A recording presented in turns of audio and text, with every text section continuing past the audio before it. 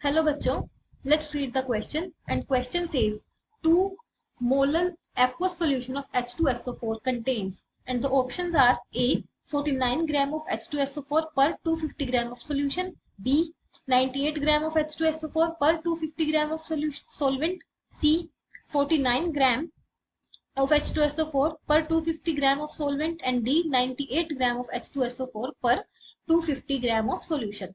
तो हमें इस क्वेश्चन में गिवन है एक 2 molal aqueous solution of H2SO4।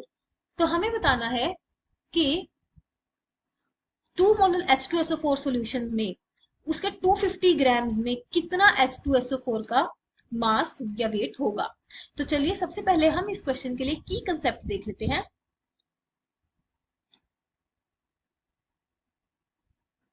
तो हमें पता होना चाहिए मोलैलिटी का formula.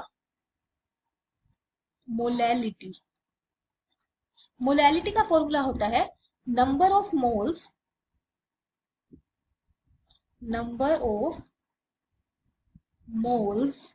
of solute divided by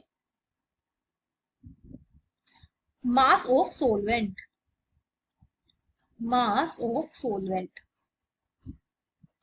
in kg। तो हमें यहाँ पर मोलैलिटी गिवन है 2, तो 2 equals to number of moles होता है गिवन मास बाय मोलर मास।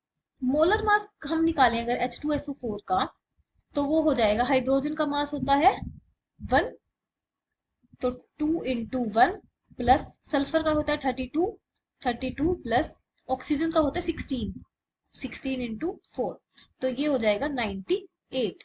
तो गिवन मास बाय मोलर मास कितना हो जाएगा 98 मल्टीप्लाई। अब हमें यहाँ लिखना मास ऑफ सोलवेंट। तो मास ऑफ सोलवेंट अगर हम 1 kg लेट कर लेते हैं,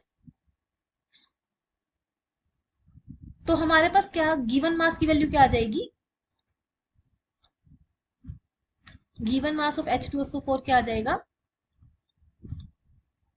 2 इंटू 98 इज इक्वल टू 196। ठीक है, तो यहां से हमें पता चला कि अगर 1 kg सोलवेंट है तो उसमें कितना होगा 196 ग्राम ऑफ H2SO4।